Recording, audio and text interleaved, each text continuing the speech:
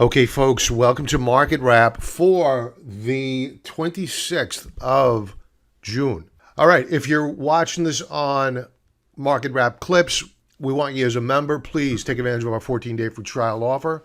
We had a very sound day today. Our shorts really began to pay off, and we did go leaning a little bit more into the short side today. So we're going to talk a little bit about the overall market performance on the day. We're going to talk about the whys behind this sell-off, and we're going to talk about the major averages as well as our positions as we move forward. So let's get to it. Overall, it was a day where high tech took a breather.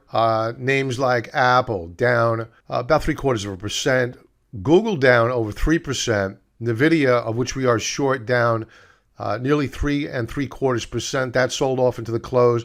Tesla was down over 6%. We are also short of Tesla, and that really got beat up into the close. Now, what did well? Surprisingly, after flashing a breakout point failure or a bull trap last week, transports are back. UPS, Union Pacific, the railroads, Southern Company, UAL. So a bit of sector rotation on the day. So what's behind the sell-off in the market? Well, I believe it is what we talked about last night on Sunday Night Futures Live. Money. Money is becoming tight. There's a distinct correlation between the rise in money supply relative to the performance of the S&P 500. I'm looking to see if they have a chart here, and they do not. But money supplies are beginning to impact the markets. We talked about this not just last night. We've spoken about it several times over the past couple of weeks. This is a problem. And when we woke up this morning, the expected move by the Federal Reserve jumped from about 70.5 as we spoke last night on Sunday Night Futures Live to 76.9. What was it last night? This tells you. I stand corrected. Last night it was at 71.9. And this is higher than where we were a week ago and measurably higher where we were a month ago. We were at 52% probability of a rate increase in July. Now we're up to nearly 77%. The markets do not like this. Now the transports, the industrials, they can take higher interest rates. The triple Q names cannot. Even the Microsofts of the world, even the Nvidias of the world cannot take it. The reason is that they're overvalued. They're very, very expensive. Now, speaking of Nvidia, we went into the week short, and today Nvidia broke down below the lower band of support. It managed to, I believe, hold its 20-period moving average, which is at 405.05.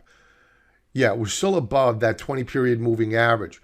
Now, I think they're probably going to try to rally this in the morning. Ideally, they fade it and they break to new daily lows on Nvidia. Now, Tesla, of which we are also short, that had broken down here on Friday. Now, at some point in time, we are going to find support and we are going to rally back. So while I am somewhat bearish on the overall market, we're not going straight down, absent a geopolitical event. Now, what I think is going to happen here with Tesla is that we are going to bounce. We're going to fill this gap. So if they happen to kill Tesla in the morning, well, I'll be looking to book profits on our shorts. We'll look to see if we hold support and look for that rally back. Perhaps we'll even get long of Tesla if the markets begin to reverse. But the bet is that, yes, we will get a counter trend rally. The question is, do we take out the prior high of 276.99? Or do we put in a lower high, and then after putting in that lower high, do we break down to new lower lows? If that happens, then we need to be short yet again of Tesla, because the path of least resistance will be to the downside after having put in a double top and a break to new lower lows. The trend will have changed, at least in the short term. Now, why did we short Tesla? Remember the whys. Stokes were flatlined. RSI was above 87. Why Nvidia? Nvidia, stochastics flatlined, and on a weekly time frame, Nvidia had an RSI of about 85. And now we're beginning to do a bit of a retrace. Stochastics are still very, very extended here. So there's more downside room to be had on both of these names, but they're not going to go down in a straight shot. They're still highly loved, and a lot of institutions own these names, they will not allow them to go straight down. And remember, Tesla has earnings coming up very soon. It'll catch a bid in advance of earnings, absent a geopolitical event. Now, moving on to the bond market. The bond market is the tail that wags the stock market dog. That's why we pay attention to it. And on the day today, yields were down, whereas bond prices eked out a gain. We are long here, not heavily long. I would be a buyer on a breakout and a close above 104 per share on the TLT. Look at the volume today, horrible. But you could rationalize it, I should say, that the volume is consistent with a consolidation day. I'm okay with that, but we're going to have to break out here pretty soon on volume. If you enjoyed this clip, please check out the full version in our members area by signing up for our 14-day free trial offer.